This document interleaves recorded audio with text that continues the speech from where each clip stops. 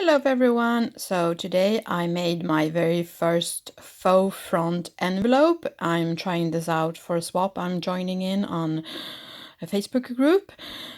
So I wanted to show you the result. This is the front.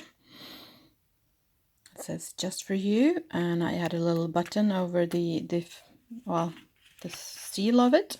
See if I can open it. This side there's a little pocket, added a little sending sunshine your way, and here's what I thought would make like a journaling card. Open it, there's lots of space to write and a quote,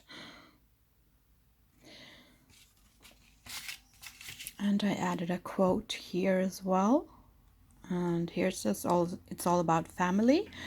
And there's a pocket there where I added, it's like a little vintage postcard thing, and two small tags that are just blank, just for the person to write on instead. Well, that's it. Thank you for watching.